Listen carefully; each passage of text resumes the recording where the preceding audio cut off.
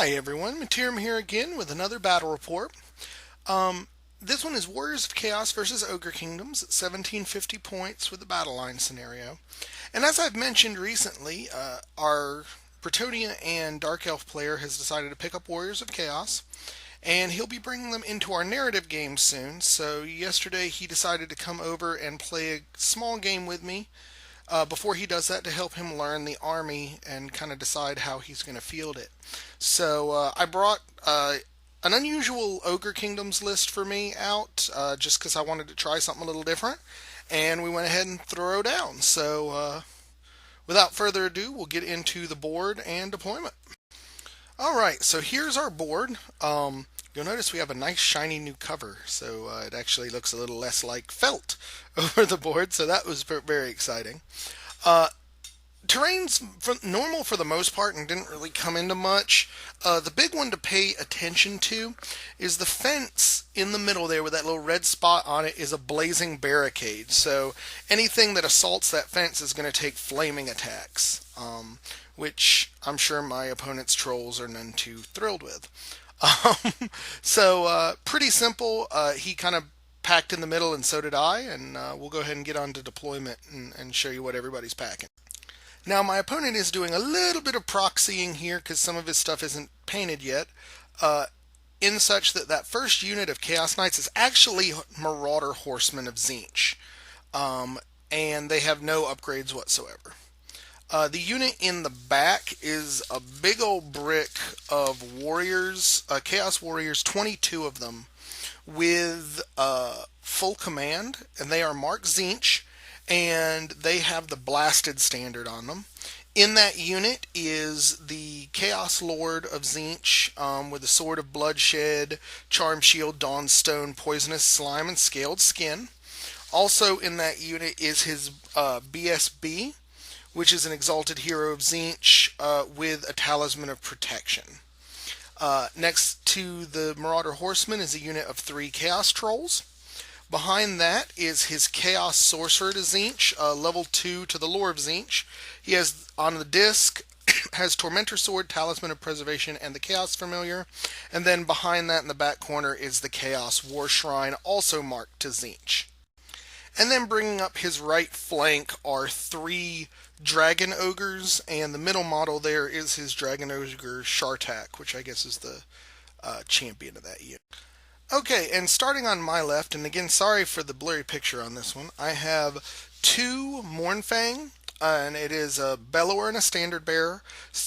They're geared up for defense, so Iron Fists and the whole 9. And they have a Gleaming Pennant. Then I have 1 Sabertusk. Then I have a unit of 9 Iron Guts with the Standard of Discipline. In them, serving as my general, is Chog the Toothy, my level 4 Slaughtermaster with the Lore of Great Maw. And he has the Glittering Scales, Dispel Scroll, and the Gnoblar Thiefstone, and the Rock Eye. And unfortunately, I rolled a 1 on the Gnoblar Thiefstone, so it didn't get him any free gear. Also with that unit is Gat the Old, my Battle Standard Bearer, with the Armor of Destiny. So no Tok'ra on this one. I'm sorry, no Tok'ra on this one. And then up in that top corner is a unit of 10 Gnoblars with the Gnoblar Trapper upgrade.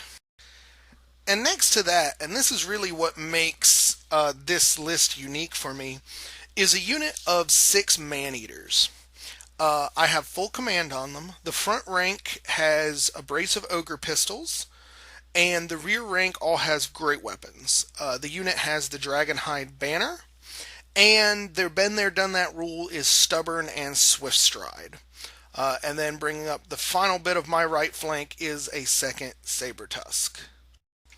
Okay, so after Vanguards, the Ogres go first, and in honesty, I'm not entirely sure how I want to handle this. I have a lot of respect for the Warriors of Chaos, and I don't really want to overextend myself. So, first thing I just decided to do was charge the Mournfang at the Marauder Horseman. I was pretty sure he was going to flee, and that's what he did. So he ends up not running very far, just enough to get in the way of his own troops, which was kind of what I was hoping for. And my guys run basically just up to the edge of that blazing barricade, and I was okay with that. Then in the center, I don't really move my ogres much, but I want to go ahead and start getting my redirectors in position. With the Noblars, I move them right up to that blazing barricade because I'm pretty sure they're going to die, but I want to make them the most bloody, shrapnel-ridden speed bump that I possibly can. And having them as trappers up against the blazing barricade, that just gives me a chance to inflict a little bit more in the terms of wounds before they get stomped into the dirt. So, on Magic, I get a decent number of dice. I start the phase off by using Bonebreaker against the Marauder Horseman here. My aim was to kill like all but one of them so that they wouldn't rally and would run off the board, but would still end up kind of being in his unit's way. He ended up rolling very well for the ward saves that he got, and I rolled very not good for the wounding, so I only actually managed to take one of them off. Then I go for Bullgorger on the Noblars to make the strength of their thrown weapons higher, and I miscast it. End up dropping a small template on the head of my unit.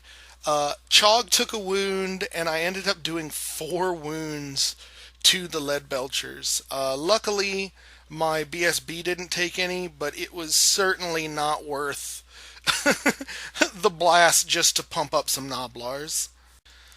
So, with nothing else really going on, we go into Warriors turn 1, and it starts off with his Chaos Trolls charging at the Noblars, and I stood and shot.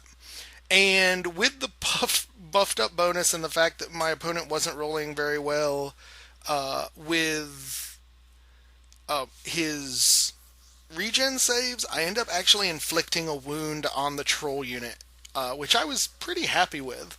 And then he ended up failing the charge because he rolled just very, very low and ends up just staggering forward a few inches. So again, I think that was pretty much the best I could have expected. And then with the rest of his movement, he rallies the Marauder Horseman, and then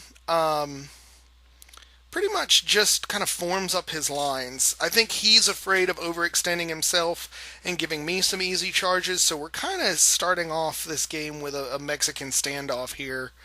And I think whoever extends themselves first is going to be in some pretty bad shape. So during Magic, he starts throwing magic missiles at my Man-Eaters, and he manages to kill one, but the Warp Flame rule gives the rest of them a 6-up regen, and I pretty much stop everything else he does. So we go into Ogre turn 2, and I went ahead here and moved up the one Saber Tusk to very drastically redirect the Dragon Ogres if they come in. The other one you can see at the bottom here is set up to give essentially the Trolls an option. If they charge into the Noblars, they're going to take another stand and shoot. They're going to end up taking the damage from the Blazing Barricade and the Dangerous Terrain. Or if they come after this Saber Tusk instead, it'll end up having them like flank facing the Man-Eaters, who I am pretty sure are going to tear those those Trolls up. So either way he wants to go with that, I'm pretty happy. And then with everything else, I just move it up, as you see here. Again, playing more cautiously than I'm used to, because I'm really not sure what this army he's brought is capable of, and I kind of want to goad him into making the first mistake. So figuring those Trolls next turn are probably going to end up heading to the Noblars, I use my magic phase to get Troll Guts off on the Noblars. And then we go into shooting, and the Man-Eaters with their 6 pistol shots end up killing one more of the Marauder Horsemen, but his general's right next to them, so he easily succeeded his panic check and isn't going anywhere.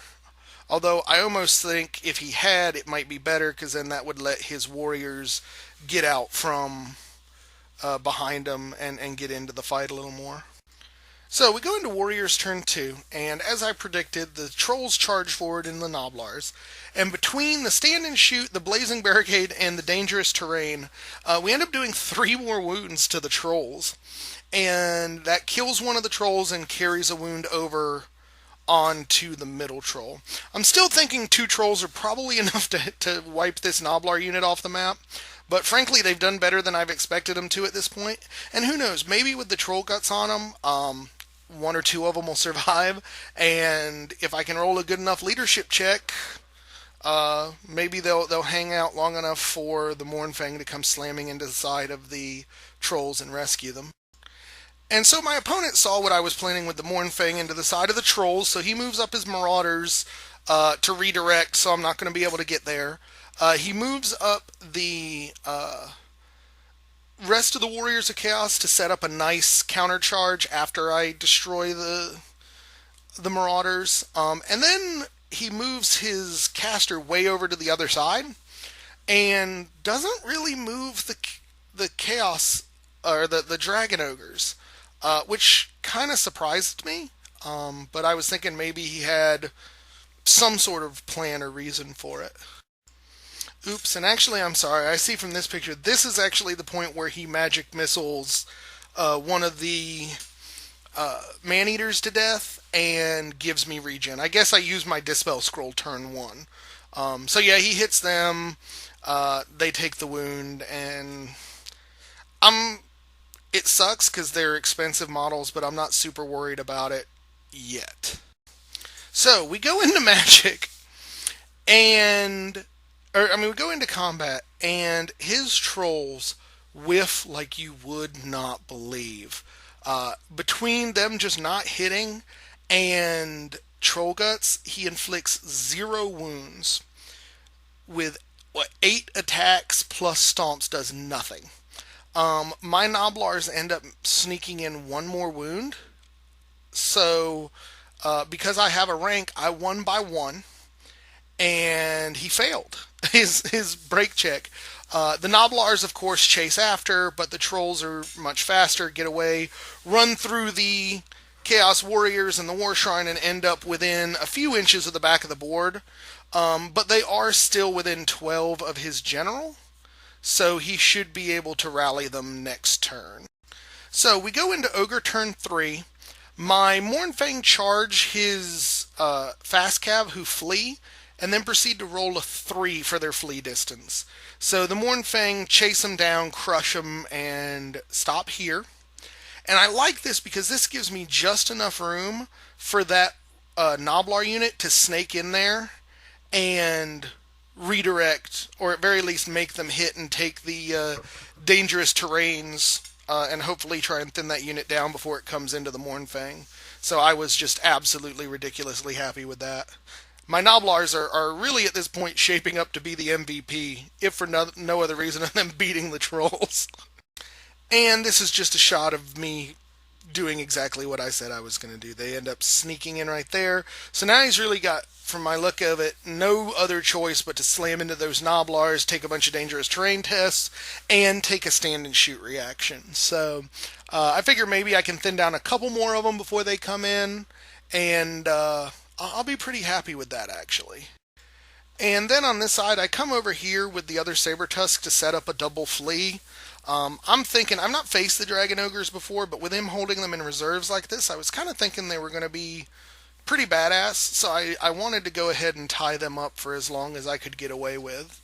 I've been very fortunate at this point that my opponent's been more afraid of the Man-Eaters than my chaff, and has been letting me get away with far too many shenanigans.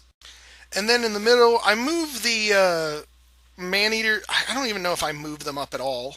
If it is, it's not by much. And then I move the Iron Guts up to brace themselves on the fence. You'll notice that Chog has 2 wound counters on him.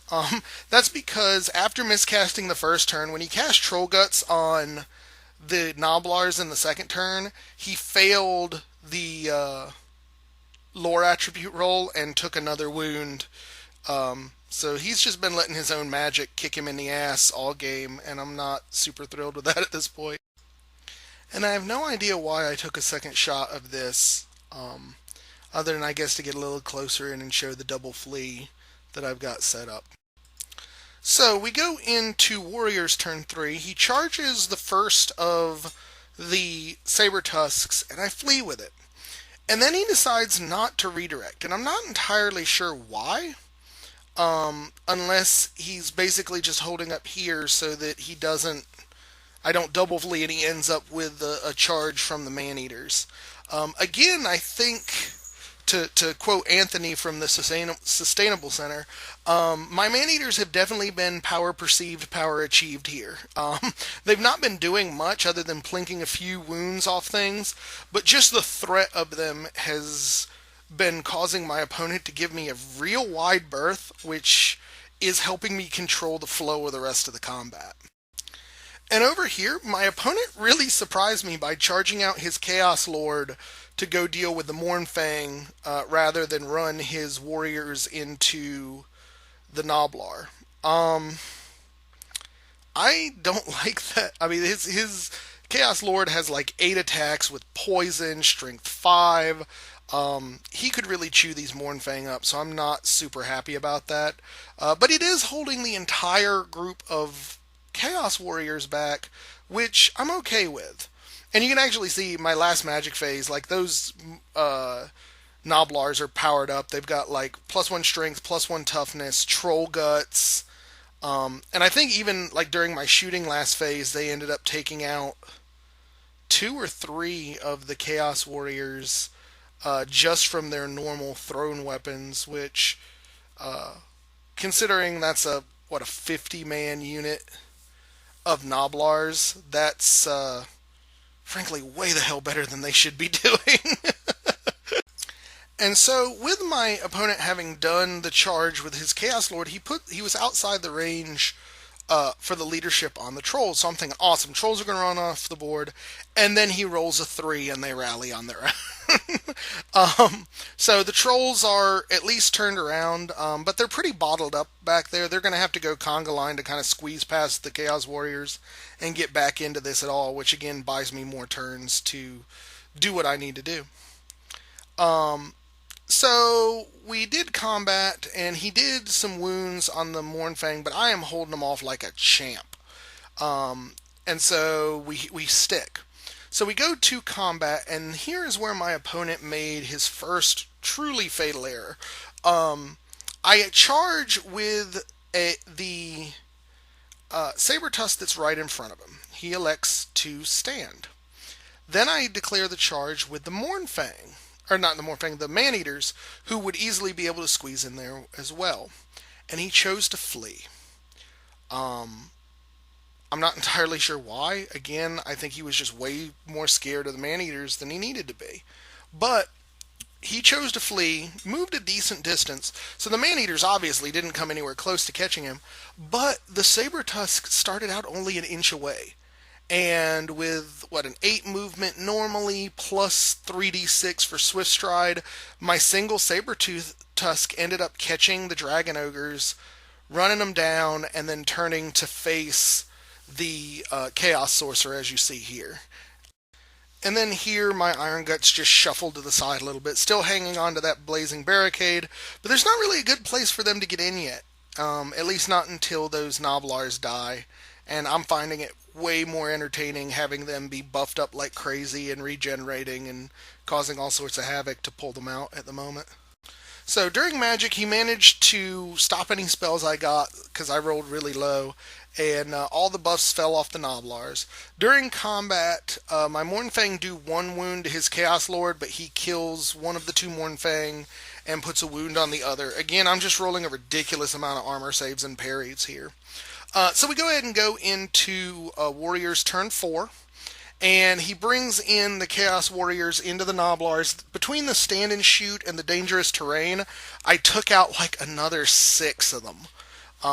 So it was pretty ridiculous. I don't think the stand and shoot took out anybody, but he just was failing dangerous terrain tests like you would not believe. And again, the Gnoblars are just here to be a speed bump, and they have succeeded beyond my wildest dreams in that regard.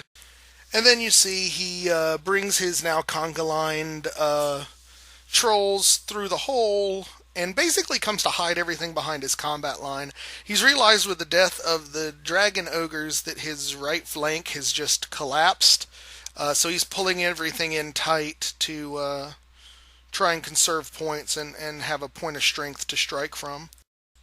So during combat, his Chaos Lord fails his fear check. And that's awesome because it means that during the combat, he only manages to inflict one wound to me, I inflict none to him, and we bounce off each other because I have a banner. And here you see the second major tactical error that my opponent made. He ends up killing like four or five of the Gnoblars. The Gnoblars actually managed to kill two Chaos Warriors in close combat. Again, he fluffed all his attacks with his character and his champion. It was kind of ridiculous. But I got beat pretty bad. I wasn't steadfast. I broke, and he chose to pursue. And as you can see from where he ended up, he did catch the Gnoblars, but he is in just an absolutely terrible position. My Iron Guts are going to go into that flank and just eat him for breakfast. I think it was one of those issues that all the damage that the Gnoblars were doing was annoying him enough that when he made the decision, he just didn't think about it and chased him right down and has now basically served up the remainder of his army to me on a silver platter. So we go to Ogre turn 5, and yeah, I could not say no to that charge if my life depended on it. So I charged in there, reformed the Man-Eaters, and I charged that one Lone Saber-Tusk at his dude on the disc. He chose to hold, and I failed. So it's pretty much all my movement. I'm not sure if at this point my other Saber-Tusk is run off the board, but I think he's going to in a few moments. Oh yeah, and here's where I end up after my failed charge with the Saber-Tusk. So during the magic phase, I get Troll Guts off on my Iron Guts just to add insult to injury.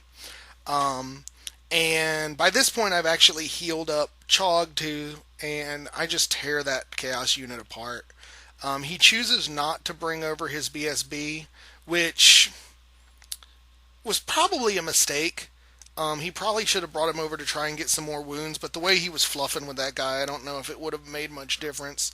But yeah, my Iron Guts just tear them up, don't even take a wound in return, and they break, needed double ones, rerollable, failed it, and I ran them down and end up where you see me right now. And then after another turn where my unreasonably good armor saves are protecting me from the 9 attacks the Chaos Lord has, we go into turn 5 for Warriors of Chaos, and he brings the conga line of trolls into my side, and this is pretty much the point I realize this fight's over.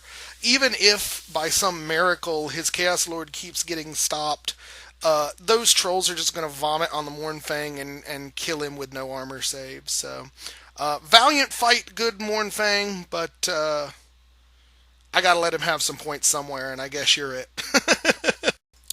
And then over here, he just hides everybody in a vain attempt to conserve points, but I think it's a little too late at this point. And I basically stop his magic phase, and as I predicted, combat is brutal. He kills the Mournfang in a horrific way as my luck finally just falls apart. And everyone kind of reforms here facing the back of my Iron Guts. So, Ogre turn 6, the Saber-Tusk finally runs off the board. I guess this is when that happens. 4 leadership is just not going to happen. That's really about the only downside of using them as fleeing redirectors, stuff like that, is you're almost certain never to pick those points up because they don't get to use BSB or general leadership, so they're just going to keep running no matter how far it takes. Over here, realizing that he's got one last shot to get into my Iron Guts with that general and the troll, Chog gives the order to keep running, and I march basically as far away from them as I can get, which means that he has no more legal charges for his turn with either the trolls. We might have one with the trolls and the Man-Eaters, but he realizes that he's not going to be able to take that. So this is what the game looks like at the end. As you can see, I pretty much Minus the Mournfang and the Noblars and one Sabertusk, I've got my whole army left. And he's got 2 trolls, his general, a War Shrine, and a Chaos Sorcerer on disc. So, to no one's surprise who has been paying the least little bit of attention to this game, this was a victory for the Ogre Kingdoms. Pretty major one. I think it even classifies as a massacre victory as far as the points go. Which is kind of understandable. This is the first time that this player has ever put Warriors of Chaos on the table. But I think it could have been, even if he wasn't able to win, it could have been a much different game had he not made that one ill-advised decision to flee with the Dragon Ogres and the unadvisable pursuit of the Noblars. And I talked to him after this game, and he realized kind of as he was doing them that he was pretty much screwing himself, and just was one of those too little too late for him to think about things. All in all, he seemed to enjoy the Warriors of Chaos. I think he's going to like playing them. They require a little less finesse, perhaps, than Bretonnia and the Dark Elves, so it's going to give him kind of a bigger beat stick. As far as what I saw out of his list, God, those Chaos Lords are brutal. I'm actually kind of glad that he charged him out of that unit, so that when I finally had to bring my Iron Guts in there, I didn't have to deal with him. That being said, my Mournfang were just rolling a ridiculous number of 6s for armor saves, and lasted probably a turn and a half longer than they really had any right to. As far as my list, I thought it was pretty solid. I feel a little naked going into battle without my Tyrant, as Tok'ran is definitely a big part of my usual battle plan. But I think Chog, other than just kind of beating himself in the head with his own magic, really served well. I definitely think, without a doubt, the Noblars did way more than they should have. I mean, between lucky shooting and the fact that I spent all my magic pumping them to make them half decent, they got a lot done. But I have to say, even though they didn't do as much actively, I still think the MVP were the Man-Eaters. And the reason I say that is that the Man-Eaters are a big, scary unit, and I frankly think they intimidated my opponent. If you kind of look where he moved, he basically went and deployed around them. I placed them pretty early, and he held back in the face of them. And I think that allowed me to get my chaff in and clog him up. I think in general, my opponent needs to learn a little bit more how to correctly use fleas and use his fast cab to kind of deal with my chaff and stuff. But I think a lot of what caused him those problems was that he was unwilling to go in and go for the throat against the Man-Eaters. And I think if he had hit them hard enough, they would have crumbled, because I don't think they're necessarily all that survivable. But by being afraid of them and pulling back, it let me get done way more than I should have.